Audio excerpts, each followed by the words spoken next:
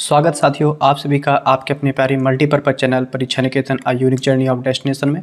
जैसा कि आप सभी लोग जानते हैं कि हम लोग यहाँ पे सीटेट के एग्ज़ाम के लिए प्रैक्टिस सेशन चला रहे हैं और जहाँ पे हम लोग वर्तमान में जो प्रीवियस ईयर क्वेश्चंस हैं उनको डिस्कस कर रहे हैं। तो जो पिछले साल जो पेपर हुए हैं उनमें हम CDP सेक्शन को भी डिस्कस कर रहे हैं।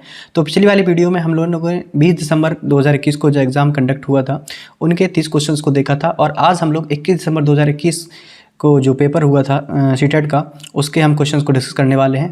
तो दोस्तों बढ़ते हैं आज के पहले क्वेश्चन की तरफ। तो पहला क्वेश्चन कौन सा है हमारा, विकास क्या है। ध्यान से पढ़िएगा, एक बहुत ही सिंपल सा क्वेश्चन है जो कि पहला आपके 21 दिसंबर के एग्जाम में आया हुआ था कि विकास क्या है। तो यहाँ पे आप जरा ध्यान से देखें, विकास क्या एक आयामी है, विकास एक दिशी होता है, विकास परिवर्तनीय है या आनुवंशिकता द्वारा पूर्ण रूप से पूर्व निर्धारित होता है। तो आपको पता होना चाहिए कि जो डेवलपमेंट होता है आपका वो वन डायमेंशन नहीं होता है, क्योंकि जो डेवलपमेंट है वो कई तरीके से चलता है, कई सेगमेंट में चलता है। तो एक आयामी वाले, एक दिशी वाले, ये दोनों ऑप्शन तो गलत हो गए। और जन्मजात यानी कि पहले से ही हेरिडिटी तो ये बिल्कुल नहीं होता है कि अगर पहले से ही पता चल जाए कि इनका बेटा भविष्य में क्या बनेगा, तो ये हेरिडिटी भी नहीं होता है। तो ये परिवर्तनीय है, परिस्थिति के अनुसार इसमें परिवर्तन होते रहते हैं। तो ऑप्शन जो हमारा सी है वो करेक्ट हो जाएगा। ठीक है दोस्तों, पढ़ते हैं नेक्स्ट क्वेश्चन नंबर 2 की तरफ। क्वेश्चन नंबर 2 है हमारा, निम्नलिखित में से कौन सा पूर्णतः आनुवंशिकी द्वारा पूर्व निर्धारित होता है। तो मित्रों का चयन, आप देखकर ही क्वेश्चन का पता लगा सकते हैं कि मित्रों का चयन आनुवंशिकी यानी हेरिडिटी से पॉसिबल नहीं है। शैक्षणिक सफलता कि बच्चा जन्म के बाद सफल होगा या नहीं होगा, ये भी हेरिडिटी से नहीं है। शिक्षा में रुचि बच्चे की होगी या नहीं होगी, ये भी हेरिडिटी से नहीं है। तो आँखों का रंग, क्योंकि जैसे जो अक्सर क्या होता है, जो आँखों का रंग है बच्चे कभी कभी पिता के ऊपर चला जाता है, कभी कभी माँ के ऊपर चला जाता है, तो ये हेरिडिटी से क्या होता है, निर्धारित हो सकता है। तो ऑप्शन जो सेकेंड है वो सही हो जाएगा। ठीक है दोस्तों, पढ़ते हैं नेक्स्ट क्वेश्चन नंबर 3 की तरफ। अधिगम की वह प्रक्रिया क्या कहलाती है जिसमें बच्चे स्कूल जैसी सामाजिक संस्थाओं में प्रवेश करके सीखते हैं। तो आपको ये पता होनी चाहिए, यहाँ पे पूछा क्या कहा है, परिपक्वता कहा है, निष्क्रिय सामाजिकरण कहा है, प्राथमिक सामाजिकरण या द्वितीयक सामाजिकरण। तो आप ध्यान से देखिए कि जब आपने पेडागोजी पढ़ी होगी तो आपको पता होना चाहिए कि जो प्राथमिक संस्था होती है वो होता है बच्चे का परिवार। क्योंकि बच्चा जब जन्म के बाद सबसे पहले कहाँ पलता है, अपने परिवार में पलता है। तो परिवार के सदस्य ही जो होते हैं उसके जो विकास के क्या होते हैं, या उसके जो अधिगम के प्रथम सामाजिकरण यानी कि प्राथमिक होते हैं। और उसके बाद आपके आते हैं द्वितीयक। द्वितीयक में बच्चा क्या होता है, जब बच्चा पहुंचता है स्कूल यानी कि विद्यालय, तो ये द्वितीयक के अंतर्गत आएंगे। तो यहाँ पे पूछा गया बच्चे स्कूल जैसी सामाजिक संस्थाओं में प्रवेश करते हैं, तो स्कूल में गया तो कौन सी संस्था होगी, द्वितीयक होगी। तो जो ऑप्शन डी है वो हमारा करेक्ट हो जाएगा। ठीक है, चलिए बढ़ते हैं हम लोग नेक्स्ट क्वेश्चन नंबर 4 की तरफ। क्या है क्वेश्चन नंबर 4, कोहलबर्ग के भौतिक विकास के सिद्धांत में दूसरे स्तर यानी पारंपरिक नैतिकता ये कि तीसरी अवस्था को क्या कहा जाता है। याद करो कल की वाली वीडियो में मैंने आपको कोहलबर्ग का पूरा सिद्धांत बताया था। जिन्होंने क्या किया था, इसमें आपको मैंने हेंज की दुविधा से लेकर के आपकी स्टोरी बताई थी। इसमें क्या था कि उसकी जो वाइफ बीमार थी, शाम का समय था, उसके पास पैसे खरीदने के लिए दवा खरीदने के लिए पैसे नहीं थे और मेडिकल शॉप वाला दवा दे नहीं रहा था। तो जब दुकान बंद हो जाती है उसके बाद वो उसके सामने सिचुएशन ये होती है कि वो दवा को चुराए या नहीं चुराए, यही तो सिचुएशन बनती है। तो वहाँ पर जो कोहलबर्ग ने नैतिक विकास को समझाने के लिए वहाँ पे 3 स्तर बताए हुए हैं, जिसमें नैतिकता, पूर्व पारंपरिक नैतिकता और उत्तर पारंपरिक नैतिकता। ठीक है, conventional, pre conventional and post conventional, इस तरीके से बांटा गया है। तो यहाँ पर फिर मैंने आपको पूरा एक एक करके डिस्कस किया हुआ था, तो आप कल की वीडियो देख सकते हैं। और अगर आपको फिर भी समझ में नहीं आता है, आप पार्टिकुलर कमेंट कीजिए उसमें कमेंट बॉक्स में, जिससे हम आपको सेपरेटली इस सिद्धांत पर आपको वीडियो बना सकें। तो यहाँ पे पारंपरिक नैतिकता की तीसरी अवस्था की बात कही है। तो तीसरी अवस्था जो आती है good boy and good girl, यानी कि सोसाइटी क्या करेगी, अप्रिशिएट करेगी उसको अगर वो दवा को चुरा लेता है कि कितना अच्छा है जिसने अपनी वाइफ के लिए दवा को चुराया है। तो अच्छा लड़की और अच्छा लड़का वाला जो कॉन्सेप्ट है ये तीसरी अवस्था के अंतर्गत आता है। तो जो ऑप्शन सेकंड हो जाएगा वो सही हो जाएगा। ठीक है दोस्तों, चलिए बढ़ते हैं नेक्स्ट क्वेश्चन नंबर 5 की तरफ। जीन पियाजे के सिद्धांत में वर्तमान स्कीमा द्वारा प्रवेश को समझ पाने की असमर्थता के कारण एक नए स्कीमा की रचना क्या कहलाती है। आपको पता होगा जब हमने कल जीन पियाजे का सिद्धांत बताया था तो इन्होंने 3 भागों में डिवाइड किया हुआ है परिवर्तनों को। इसमें क्या है कि जब जो हमारा पुराना स्कीमा है, एग्जाम्पल मैंने दिया था कि बच्चे को कोई भी चीज़ मिले वो क्या करता है, मुंह में रखने का प्रयास करता है और उसके बाद चाहे वो खाने योग्य हो या फिर ना हो। तो उसका पुराना स्कीमा क्या है कि वो बच्चा क्या है, कोई भी चीज़ हो उसको मुंह में रखने का प्रयास कर रहा है।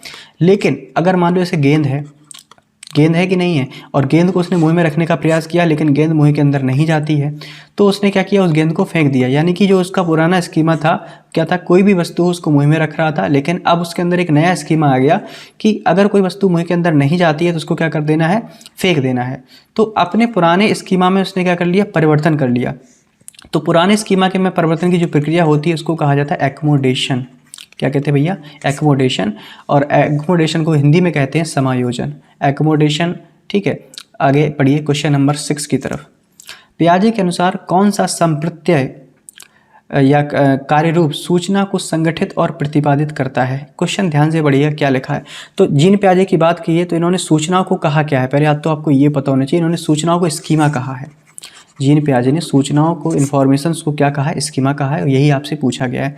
देखिए दोनों ही क्वेश्चन जो एक ही शिफ्ट में पूछे गए हैं जीन पियाजे से, तो जीन पियाजे की जो थ्योरी है बहुत ही इंपॉर्टेंट है। बढ़ते हैं नेक्स्ट क्वेश्चन नंबर 7 की तरफ। क्वेश्चन पढ़िएगा ध्यान से, ऑटोमेटिक आपको आंसर समझ में आ जाएगा। रश्मि अपनी कक्षा में विद्यार्थियों के सीखने की क्षमता को ध्यान में रखकर विभिन्न प्रकार के कार्यकलापों का उपयोग करती है और सहपाठियों द्वारा अधिगम को बढ़ावा देने के लिए समूह भी बनाती है। तो निम्नलिखित में से इसका समर्थन क्या है, मतलब ये किस स्टेटमेंट को समर्थन देता है, पढ़िएगा। सिगमंड फ्रॉइड का मनोयौनिक सिद्धांत, तो ये भी एक इंपॉर्टेंट सिद्धांत है। अगर आप इन ये जैसे ये लिखा हुआ है, लेव वाइगोट्स्की के सामाजिक सांस्कृतिक सिद्धांत, कोलबर्ग का नैतिक विकास का सिद्धांत, B.F. स्किनर का व्यवहारवादी सिद्धांत, चारों ही सिद्धांत इंपॉर्टेंट है और इनसे क्वेश्चन एग्जाम में बनते ही है। आप चाहते हैं कि इनके बारे में डिटेल से आपको बताया जाए तो आप मुझे कमेंट बॉक्स में प्लीज़ कमेंट कीजिए। फिलहाल इस क्वेश्चन को समझते हैं। तो यहाँ पे क्या कहा गया है कि विद्यार्थियों की सीखने की क्षमता को ध्यान में रखकर विभिन्न प्रकार के क्रियाकलापों का उपयोग करती है और समूह भी बनाती है। तो किसका समर्थन करता है, तो जो सिगमंड फ्रॉइड का मनोयौनिक सिद्धांत है वो इससे कोई मतलब ही नहीं रखता है। वाइगोट्स्की का सामाजिक सांस्कृतिक सिद्धांत, कोलबर्ग का नैतिक विकास, तो यहाँ पे नैतिक यानी कि जो नैतिकता की कोई बात ही नहीं कही जा रही है, और व्यवहारवादी सिद्धांत, इससे भी इस वाले क्वेश्चन में कोई मतलब नहीं है। तो आपका जो क्वेश्चन नंबर 7 का करेक्ट आंसर हो जाएगा बी, क्योंकि वो सोसाइटी के अकॉर्डिंग अधिगम को बढ़ावा देने समूह बना रही है, और जब समूह बना रही है तो इसमें सोसाइटी के लोग, डिफरेंट कल्चर के लोग आपस में जुड़ने का प्रयत्न करेंगे। तो ऑप्शन जो सेकंड है वाइगोट्स्की का सामाजिक सांस्कृतिक सिद्धांत, सोशियो कल्चरल थ्योरी ऑफ वाइगोट्स्की, इसके अंतर्गत आएगा। क्या आएगा, सोशियो कल्चरल थ्योरी। ठीक है दोस्तों, पढ़ते हैं नेक्स्ट क्वेश्चन नंबर 8 की तरफ। इनमें से कौन सा अध्यापक द्वारा पाढ़ का उदाहरण नहीं है। पाढ़ का मतलब क्या होता है, एक प्रकार की मदद। याद करो कल आपको बताया गया था ZAD, ZPD, zone of actual development, zone of proximal development, ठीक है, MKO, मोर नॉलेजेबल अदर, और लास्ट में आपको बताया था स्कैफोल्डिंग। क्या बताया था भैया, स्कैफोल्डिंग। स्कैफोल्डिंग का मतलब क्या होता है, यानी इसी को हिंदी में कहा जाता है पाढ़, यानी कि जिस प्रकार की जो मदद होती है उसको क्या कहा जाता है, स्कैफोल्डिंग कहा जाता है। तो इसमें कहा गया अध्यापक द्वारा पाढ़ का उदाहरण नहीं है। तो अनुकरण के लिए कौशलों का प्रदर्शन करना, रटना, इशारे एवं संकेत और सहपाठियों संग साझा शिक्षण। तो अगर आप अनुकरण के लिए कौशलों का प्रदर्शन कर रहे हैं तो ये भी एक प्रकार की हेल्प हो सकती है, ये भी एक प्रकार की स्कैफोल्डिंग यानी पाढ़ हो सकती है। इशारे एवं संकेत दे रहे हैं, ये भी एक प्रकार की हेल्प हो सकती है। और सहपाठियों संग अगर आप शिक्षण को साझा कर रहे हैं, ये भी एक प्रकार की हेल्प हो सकती है। तो क्या नहीं हो सकता, रटना नहीं हो सकता। तो इसमें नहीं है पूछा है, तो ऑप्शन जो हमारा बी है वो सही हो जाएगा। क्वेश्चन नंबर 9 है, निम्नलिखित में से कौन सी शिक्षा शास्त्रीय पद्धति एक संरचनावादी कक्षा के लिए उपयुक्त नहीं है। संरचनावादी कक्षा यानी कि जो आपकी क्लास है उसमें कौन सी विधि उपयुक्त नहीं है। बहुआयामी परिप्रेक्ष्यों का प्रोत्साहन, ये बिल्कुल होना चाहिए। सामूहिक सहयोगिता, ये भी होना चाहिए। भेदन एवं दोहरा, ये नहीं होना चाहिए, क्योंकि आप बार बार किसी चीज़ को दोहराव कर रहे हैं तो ये आपकी कंस्ट्रक्टिव जो क्लास होती है उसको कहीं ना कहीं इफेक्ट करेगा। और प्रयोगात्मकता यानी कि ये तो बिल्कुल होनी ही चाहिए। इसमें नहीं है पूछा गया, तो जो ऑप्शन सी है वो करेक्ट हो जाएगा। ठीक है दोस्तों, नेक्स्ट क्वेश्चन नंबर 10 है, निम्न में से किसने सामान्य बुद्धि के विचार को नकारा है। यानी कि जो सबकी बुद्धि होती है समान होती है, और अनेक विशिष्ट संसाधन क्रियाओं के पदों के रूप में परिभाषित किया। तो ये आपका जो सिद्धांत है ये थियोडर साइमन का कथन है। किसका कथन है भैया, थियोडर साइमन का। नहीं सॉरी गलत है ये क्वेश्चन गलत नहीं है, मैंने गलत बोल दिया। इन्होंने इसमें ये कहा गया है कि सामान्य बुद्धि के विचार को नकारा और बुद्धि को अनेक विशिष्ट संसाधन। तो हार्वर्ड गार्डनर का सिद्धांत है ये, हार्वर्ड गार्डनर का बहुविधि सिद्धांत। इसमें उन्होंने बुद्धि को विशिष्ट संसाधन संक्रियाओं के पदों में परिभाषित किया है। तो जो ऑप्शन डी है वो करेक्ट हो जाएगा। ठीक है, हार्वर्ड गार्डनर। क्वेश्चन नंबर 11 है, एक संरचनावादी कक्षा में किसमें, कंस्टिट्यूटिव क्लास की बात हो रही है। किस पर महत्व दिया जाना चाहिए, संकलनात्मक मूल्यांकन पर महत्व देना चाहिए या फिर संरचनात्मक मूल्यांकन पर महत्व देना चाहिए। एक आयामी मूल्यांकन मतलब किसी एक चीज़ को लेकर आप अगर उसका असेसमेंट कर रहे हैं, ये भी गलत है। मानकीकृत एवं समान मूल्यांकन, नहीं, हर बच्चा अलग होता है तो उसका आप मानकीकृत और समान रूप से मूल्यांकन नहीं कर सकते, ये भी है। और संकलनात्मक मूल्यांकन, ये भी नहीं आएगा। संरचनात्मक मूल्यांकन पर ध्यान देना पड़ेगा आपको, तो ऑप्शन जो बी है वो करेक्ट हो जाएगा। क्वेश्चन नंबर 12 पढ़ते हैं। वाइगोट्स्की के सिद्धांत के अनुसार निजी संवाद, निजी संवाद का मतलब होता है सेल्फ स्पीच, ईगोसेंट्रिक स्पीच भी कहा गया है इसको। उन्होंने कहा है अपने कथन में कि ईगोसेंट्रिक स्पीच यानी निजी संवाद, जब बच्चा अपने आप से ही बातें करता है तो क्या है वो, बच्चों के आत्म केंद्रितता का घोतक होता है, बच्चों के क्रियाकलापों और व्यवहार का अवरोधक है, जटिल कार्य करते समय बच्चे को उनके व्यवहार संचालन में सहायता करता है। यानी कि जब बच्चे कोई कठिन कार्य कर रहे हैं और उनमें बच्चों को परेशानी आ रही तो बच्चे क्या करते हैं, अपने आप में ही निजी संवाद करते हैं कि क्या मुझे ऐसा करना चाहिए, क्या मुझे ऐसा नहीं करना चाहिए। तो इसमें क्या करता है, वाइगोट्स्की का सिद्धांत यानी कि जो ईगोसेंट्रिक स्पीच है वो हेल्प करती है, तो इसलिए ऑप्शन जो सी है वो सही हो जाएगा। बढ़ते हैं नेक्स्ट क्वेश्चन नंबर 13 की तरफ। लड़कियों को गुलाबी कपड़ों और गुड़िया से जोड़ा जाता है, लड़कों को नीले कपड़े और कार से जोड़ा जाता है। तो आप क्वेश्चन देख कर ही बता सकते हैं, और हर शिफ्ट में ये क्वेश्चन आना ही आना है जेंडर रूढ़वादिता से, जेंडर स्टेरियोटाइप, जेंडर स्टेरियोटाइप। ये हमारी सोसाइटी में पहले से ही बना दिए गए हैं कि नहीं, लड़की है तो गुड्डे गुड़ियों से खेलेगी, लड़का है तो कार से खेलेगा, ऐसा नहीं है। किसी का भी कोई भी पर्सनल इंटरेस्ट हो सकता है, तो ये जेंडर रूढ़वादिता को बढ़ावा देता है, जो कि गलत है। नेक्स्ट क्वेश्चन नंबर 14 है। यहाँ पे एक कथन दिया है, एक इसका तर्क दिया है, देखना है कि क्या ये दोनों सही हैं या दोनों गलत हैं या एक दूसरे को वेरीफाई करते हैं या नहीं करते हैं। पहले पढ़िए।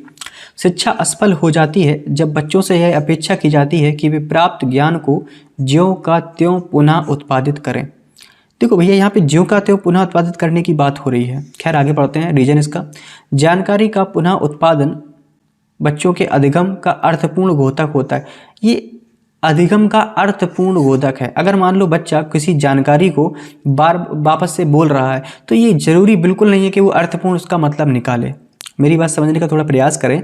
शिक्षा क्या है, असफल हो जाती है जब बच्चों से अपेक्षा की जाती है कि जो उन्होंने सीखा है वो एज इट इज लोगों को बताएं। तो ये बात तक तो सही है, लेकिन जानकारी का पुनः उत्पादन बच्चों के अधिगम का अर्थपूर्ण घोतक है कि बच्चे को वास्तव में समझ में आ गया है, हो सकता बच्चे ने रटा हो, तो ये तर्क सही नहीं है। तो इसमें ऑप्शन ए तो सही है, लेकिन जो आपका रीजन है वो गलत है। तो ऑप्शन जो सी है वो हमारा करेक्ट हो जाएगा। ए सही है लेकिन आर गलत है। बढ़ते क्वेश्चन नंबर 15 की तरफ। एक संरचनावादी कक्षा में शिक्षक और छात्रों की क्या भूमिका होती है। मतलब ये जो कंस्ट्रक्टिविज्म क्लास होती है उसमें कक्षा में शिक्षक एवं छात्र दोनों निष्क्रिय होते हैं, बिल्कुल गलत है। अगर निष्क्रिय हैं तो फिर आपकी संरचनावादी क्लास कैसे हो सकती है। छात्र क्रियाशील होते हैं परंतु शिक्षक निष्क्रिय होते हैं, ये भी गलत है। शिक्षक और छात्र दोनों ही सक्रिय होते हैं, बिल्कुल, दोनों का एक्टिव होना बहुत जरूरी है। तो ऑप्शन जो हमारा सी है वो करेक्ट हो जाएगा। ठीक है दोस्तों, बढ़ते हैं नेक्स्ट क्वेश्चन नंबर 16 की तरफ। यहाँ पे 4 स्टेटमेंट दिए गए, ध्यान से पढ़िएगा क्या लिखा हुआ है। एक कक्षा में अध्यापिका भिन्न जातियों के समूह वाले अधिगमकर्ताओं के लिए समावेशी वातावरण की रचना कैसे कर सकती है। तो पहला यहाँ पे पढ़िए स्टेटमेंट, अपनी उन अवधारणाओं और पूर्वाग्रहों पर चिंतन करके जो बच्चों के शैक्षिक अनुभव को सीमित करते हैं। अगला स्टेटमेंट पढ़िए, कक्षा में बच्चों को अनुभवों की विविधता का उसको सम्मिलित करके, अगर बच्चे अलग अलग डाइवर्सिटी कल्चर से आ रहे हैं तो उनको अनुभवों को सम्मिलित करना चाहिए, तो बिल्कुल सही है। संस्था में समानता की मूल संस्कृति पर बल देकर, जो संस्था की मूल संस्कृति है उस पर भी थोड़ा ध्यान देना चाहिए, ये भी सही है। छात्रों को प्रोत्साहित करके कि स्वयं को मानकीय पाठ्यक्रम के अनुकूल बना ले, ये देखो गलत हो गया, तुरंत गलत हो गया। आप कितना उनको देखो, प्रोत्साहित पे मत जाना है कि आप उनको प्रोत्साहित कर रहे हैं तो हो सकता है ये पॉजिटिव हो। आगे पढ़िए, स्वयं को बच्चा कैसे मानकीय पाठ्यक्रम के अनुकूल बना सकता है, ये सबसे बड़ी दिक्कत है। तो यहाँ पर ये गलत है। तो जो ऑप्शन जो फर्स्ट सेकंड थर्ड है ये सही हो जाएंगे, तो ऑप्शन जो 1 है वो करेक्ट हो जाएगा। बढ़ते हैं नेक्स्ट क्वेश्चन नंबर 17 की तरफ। रमणीक की कक्षा में एक दृष्टिबाधित छात्र है। एक समावेशित कक्षा में इस संदर्भ में उसे कौन से निर्देशात्मक समायोजन करने चाहिए। निर्देशात्मक समायोजन की बात हो रही है और बच्चा आप देख रहे हैं दृष्टिबाधित है, मतलब कि उसको देखने की प्रॉब्लम्स है, तो किसका प्रयोग होना चाहिए। विविध प्रकार के दर्शनात्मक प्रस्तुतिकरण। अगर भैया दृष्टिबाधित है तो दर्शनात्मक प्रस्तुतिकरण देकर आप कर क्या लेंगे, गलत है। मुद्रित पुस्तकें उपलब्ध करा के, जब बच्चों देख ही नहीं सकता तो कितना भी प्रिंटेबल उसको बुक्स दे दो, इसका भी कोई मतलब नहीं है। छोटी मुद्रण वाली कार सीट प्रदान करके, इसका भी कोई मतलब नहीं। हाँ, ये लिखा 3D मानचित्र और चार्ट जैसी स्पार्शिक संसाधनों का प्रदान करके, बिल्कुल, जैसे जो ब्रेल लिपि होती है आपकी, जो लुइस ब्रेल ने दी थी, वो अंधों के लिए ही बनाई गई थी। इसमें क्या होता है 3 डायमेंशन, मतलब कि 3D शेप के क्या होते हैं, स्ट्रक्चर्स होते हैं जिनको टच करके जो आपका दृष्टिबाधित व्यक्ति है, दृष्टिबाधित जो छात्र है, उनको टच करके, महसूस करके, स्पर्श करके ये समझ सकता है कि वो अक्षर क्या है और वो संसाधन क्या है। तो इसका प्रयोग करना चाहिए। तो ऑप्शन जो हमारा सी है वो करेक्ट हो जाएगा। क्वेश्चन नंबर 18 पे पढ़ते हैं। रीना कक्षा में दी गई किसी भी समस्या को सुलझाने के लिए अलग अलग तरकीबों से बारे में सोचती है, यह निम्न में से किसका प्रतीक है। अब देखो अलग अलग तरीके, और आपने कल ही मैंने आपको बताया था क्रिएटिव थिंकिंग के बारे में, क्रिएटिविटी के बारे में, ठीक है। क्रिएटिविटी के बाद अगर कोई बच्चा क्रिएटिव है तो वो क्या करेगा, अपसारी चिंतन करेगा। अपसारी, एक अपसारी होता है, अपसारी, अपसारी का मतलब होता है कन्वर्जेंट और अपसारी का मतलब होता है डाइवर्जेंट। अलग अलग तरीके से किसी भी प्रॉब्लम का सॉल्यूशन निकालना, तो अपसारी थिंकिंग का एक एग्जाम्पल है। तो ऑप्शन डी करेक्ट हो जाएगा। नेक्स्ट क्वेश्चन नंबर 19 पे बढ़ते हैं। राजू 61 के स्थान पर 16 लिखता है और बी को डी अक्षरों में अक्सर क्या करता है, भ्रमित रहता है कि ये बी बना हुआ है कि डी बना हुआ है, इसमें भ्रमित रहता है। तो यह किसके प्राथमिक लक्षण है। उसको डिसलेक्सिया है, स्वालीनता, स्वालीनता मतलब इससे कोई मतलब नहीं, अधिगम असहायता, सीखने पे कोई अधिगम मतलब नहीं, लेकिन जब वो लिखने में क्या करता, समस्या को प्रकट करता, तब लिखने संबंधी डिस्ग्राफिया होता। लेकिन आप ध्यान से देखिएगा, इन अक्षरों को देख करके वो कंफ्यूज होता है कि ये 61 लिखा हुआ है कि 16 लिखा हुआ है, इस तरीके से 72 लिखा हुआ, 27 लिखा हुआ है, ऐसे देखकर कन्फ्यूजन हो रहा। तो ये उसके पढ़ने की क्षमता है, और अक्सर वो 61 को 16 पढ़ देता, लिख देता। देखो यहाँ पे, देखो ध्यान से देखो, 61 के स्थान पर 16 लिखता है, भले यहाँ पे लिखता है, लेकिन डिस्ग्राफिया पे बिल्कुल मत जाइएगा। बी और डी अक्षरों में अक्सर भ्रमित रहता है, क्योंकि वो लिखने की दिक्कत नहीं है उसको कि अक्सर 61 को ये 16 लिख रहा है, क्योंकि जब वो पढ़ ही गलत रहा है तो लिखेगा भी गलत। तो जो ऑप्शन फर्स्ट है डिसलेक्सिया, ये सही हो जाएगा। क्वेश्चन नंबर 20 पे बढ़ते हैं। एक समावेशी कक्षा में विशेष बच्चों को किस प्रकार सहायता मिल सकती है। ध्यान से पढ़िएगा 4 ऑप्शंस। व्यक्तिगत लक्ष्यों का निर्धारण करके, प्रतिस्पर्धात्मक संस्कृति के द्वारा, सहयोगात्मक अधिगम के द्वारा, या मानकीकृत निर्देश के द्वारा। थोड़ा देखिए ध्यान से। व्यक्तिगत लक्षणों का निर्धारण, हर व्यक्ति के जो अपने पर्सनल लक्षण होते हैं उनके लक्ष्यों को निर्धारित करके आप देख सकते हैं, तो पहला सही है।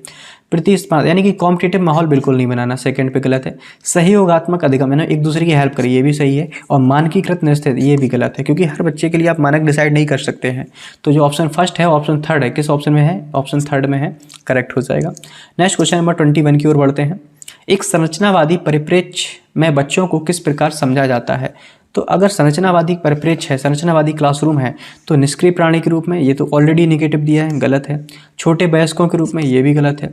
दुष्ट जीव, ये तो पूरा गलत है। अपने पर्यावरण को समझने की उत्सुकता के लिए समझा जाता है। तो सीटेट एक बहुत ही आसान पेपर बनाता है, मतलब कि आप क्वेश्चन का प्रारूप देखकर ये समझ सकते हैं कि बहुत ही आसानी से आप उनका उत्तर दे सकते हैं। नेक्स्ट क्वेश्चन नंबर 22 है। बच्चों की असफलता के संदर्भ में कौन सा कथन सही है। बच्चे क्यों असफल होते हैं, पढ़िएगा। बच्चों की असफलता का गुणारोपण हमेशा आनुवांशिक दोषों को किया जाता है कि उनके पिताजी अगर सही से पढ़ने में कमज़ोर हैं तो बेटा भी पढ़ने में कमज़ोर होगा, बिल्कुल गलत। बच्चों की असफलता का कारण व्यथा द्वारा बच्चों को व्यक्तिगत ज़रूरतों की अनदेखा करना है, कि हाँ ये कुछ सही हो सकता है। लेकिन पहले हम 4 ऑप्शंस को देखेंगे कि बच्चे की जो पर्सनल प्रॉब्लम्स हैं उनके ऊपर ध्यान नहीं दिया जाता, जिससे बच्चा क्या होता है, असफल हो जाता है। खैर आगे पढ़िएगा। वे बालक जो कभी स्कूल नहीं गए हैं अपने बच्चों को शिक्षा में रुचि नहीं रखते, कोई मतलब नहीं। हाशिए पर रहने वाले समुदायों के बीच अकादमिक सफलता प्राप्त करने में सक्षम नहीं है, ये भी कोई मतलब नहीं है। आपको ये मेन जो रीज़न है असफलता का, वो ये है कि उनकी जो पर्सनल नीड्स हैं, कि बच्चे को ज़रूरत किसकी है, उन पर ध्यान नहीं दिया जाता, और उन पर ध्यान ना देने के कारण ही बच्चा क्या हो जाता है, असफल हो जाता है। क्वेश्चन नंबर 23 है हमारा। एक शिक्षिका अपनी प्राथमिक कक्षा में अर्थपूर्ण अधिगम को कैसे बढ़ावा दे सकती है। क्या कहा गया, एक शिक्षिका अपनी प्राथमिक कक्षा में अर्थपूर्ण अधिगम को कैसे बढ़ावा दे सकती है। प्रशिक्षण तथा अभ्यास के द्वारा, आगे पढ़िए, प्रतिस्पर्धा को बढ़ावा देकर, विषय वस्तु का अभ्यर्थी के जीवन में साथ संबंध स्थापित करके। ये देखो सही हो गया। ये जो आपके फर्स्ट 2 और लास्ट का ऑप्शन गलत हो जाएगा। क्यों, इसमें क्या कहा गया, अर्थपूर्ण अधिगम को कैसे बढ़ावा दे सकती है। तो प्रशिक्षण और अभ्यास करके आप अर्थ नहीं समझा सकते। बच्चे को कोई चीज़ सिखाई जाती है तो उसके जो वास्तविक जीवन में जो घटनाएं घटी हुई हैं उनसे रिलेट करके आपको बच्चे को सिखाना है। कि जो बच्चा ग्रामीण परिवेश से आता है, जो खेत खलिहान के बारे में जानता है, तो उसको अगर कोई चीज़ सिखानी है तो खेत खलिहान, डायरेक्ट आप उसको स्पेस टेक्नोलॉजी के बारे में नहीं बताना स्टार्ट कर देंगे, क्योंकि जिस माहौल से बच्चा बिलोंग ही नहीं करता तो उनके बारे में समझना थोड़ी में कठिनाई होती है। तो बच्चे का जो वास्तविक जीवन है उनसे संबंध करके आप विषय वस्तु को समझा सकते हैं। तो ऑप्शन थर्ड हमारा करेक्ट हो जाएगा। नेक्स्ट क्वेश्चन नंबर 24 है। अनुपमा अपनी कक्षा में विज्ञान पढ़ाते हुए गणित के संपत्तियों के साथ संबंध बनाती है। इस प्रकार का शिक्षा शास्त्र क्या कहलाता है? तो ऑप्शन हमारे पास दिए गए हैं, चार पढ़िएगा वन बाई वन। अधिगम के स्थानांतरण और अंतःविषयक अधिगम को बढ़ावा देना, हाँ बिल्कुल सही है, पहला ही ऑप्शन करेक्ट मिल गया। फिर भी पढ़ते हैं। ज्ञान के अर्जन में रुकावट उत्पन्न करना, गलत। अधिगम में रुकावट उत्पन्न करे, गलत। भ्रांतियों को बढ़ावा देगा, गलत। इसमें कहा क्या है कि विज्ञान में को पढ़ते हुए गणित के संप्रत्यय के साथ संबंध बनाती है। जैसे मान लो गणित में हम लोगों ने speed equal to distance upon time पढ़ा, ये पढ़ा, और इसका प्रयोग अगर हम मान लो फिजिक्स यानी साइंस में कर रहे हैं कि कोई जो चाल है, एक्सेलरेशन बढ़ रहा है, इस सारी चीज़ों का अगर इन संप्रत्ययों का प्रकार हम साइंस में कर रहे हैं तो इसमें क्या है, अधिगम का स्थानांतरण हो रहा है कि आपने कहीं चीज़ सीखी है और वो कहीं और काम आ रही है। तो ऑप्शन जो ए है वो करेक्ट हो जाएगा। क्वेश्चन नंबर 25 की ओर बढ़ते हैं। निम्नलिखित जानकारियाँ किस स्मृति में संगठित होती हैं? कौन कौन सी? बाइक चलाने की प्रक्रिया, धुले कपड़ों को तय करने की प्रक्रिया, 7 वर्ष की उम्र में एक पेड़ पर चढ़ने का अनुभव। तो आप तीनों को बहुत ध्यान से देख पा रहे हैं कि ये किसका उदाहरण हो सकता है। बाइक चलाने की प्रक्रिया, अल्प अवधि स्मृति, आप इनको हल्के में याद रख करके नहीं रख सकते हैं। दीर्घ अवधि स्मृति, आगे पढ़ें। सांवेदिक स्मृति, कोई भी इनके सेंस ऑर्गन से रिलेटेड नहीं, ये भी गलत है। कार्यकारी स्मृति, ये भी गलत है। आप क्वेश्चन को ध्यान से देखिए कि इसमें क्या कहा गया है। बाइक चलाने की प्रक्रिया, धुले कपड़ों को तय करने की प्रक्रिया और पेड़ पर चढ़ने की प्रक्रिया, ये तीनों ही केसेस ऐसे हैं जो आपको शॉर्ट टाइम में नहीं आ सकते हैं। इनके लिए लंबे समय तक आपको क्या, लॉन्ग टाइम प्रैक्टिस करनी पड़ेगी। आपको जैसे अगर बाइक चलाना सीखना है तो आपको क्या करना पड़ेगा, सीखना पड़ेगा, लेकिन लंबे समय तक, तब उसके बाद आपको ये चीज़ आती है। चाहे आपको धुले कपड़ों को जो घड़ी बनाने की प्रक्रिया होती है ये भी एक दिन में नहीं सीख सकते, मोर प्रैक्टिस, ठीक है, ज़्यादा प्रैक्टिस की आवश्यकता पड़ेगी। और पेड़ चढ़ने का जो अनुभव होता है, 7 वर्ष की उम्र एक पेड़ पर चढ़ने का अनुभव, ये भी आपका क्या, दीर्घ अवधि स्मृति में रहेगा। ठीक है, तो ऑप्शन जो आपका सेकंड है वो करेक्ट हो जाएगा। क्वेश्चन नंबर 26 है। निम्नलिखित कथनों में से क्या कहा गया है, बच्चों की त्रुटियों को समझने के लिए क्या सही नहीं है? पढ़े चाहिए चारों ऑप्शन, नीचे से पढ़ते हैं। यह बच्चों की सोच में अंतर्दृष्टि प्रदान करता है, कि अगर बच्चा त्रुटियों को समझने के लिए, बच्चों की त्रुटियों को समझने के लिए क्या, कौन सा कथन नहीं, अंतर्दृष्टि प्रदान करता है, गलत। शिक्षण अधिगम प्रक्रिया में त्रुटि की समझ सार्थक है क्योंकि यह अधिगम प्रक्रिया का सहज हिस्सा है।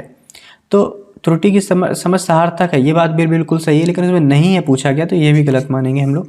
शिक्षक को छात्रों की अवधारणात्मक समझ में से अवगत कराता है, ये बिल्कुल स्टेटमेंट सही है लेकिन क्वेश्चन के अकॉर्डिंग गलत है।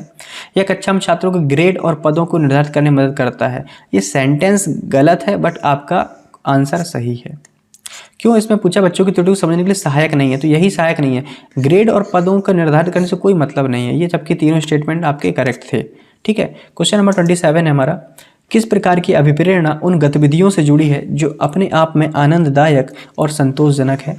तो आनंददायक और संतोषजनक की बात हो रही है, तो ये आपकी चीज़ें कब आ सकती हैं, जब आप सेल्फ मोटिवेटेड हों। सेल्फ मोटिवेटेड हों तभी आप क्या कर सकते हैं, खुद अपने आप में खुशी और आनंद को और एंजॉयमेंट को क्या कर सकते हैं, महसूस कर सकते हैं। ठीक है दोस्तों, तो यहाँ पर आंतरिक अभिप्रेरणा, इसी को कहा जाता है सेल्फ मोटिवेशन। तो ऑप्शन 1 हमारा करेक्ट हो जाएगा। क्वेश्चन नंबर 28 है। शिक्षक की अपने विद्यार्थियों से क्या अपेक्षाएं होनी चाहिए? देखिए जरा ध्यान से, क्या लिखा है, नीचे से पढ़ते हैं। बच्चों के अधिगम के लिए एकमात्र, इस पर तो बिल्कुल नहीं जाना। विद्यार्थियों के अधिगम और उनकी स्वयं की क्षमता पर किसी प्रकार का प्रभाव नहीं डालती हैं, ये भी गलत है, क्योंकि टीचर एक वो रखता है सोच कि ये बच्चा ऐसा रिजल्ट देगा।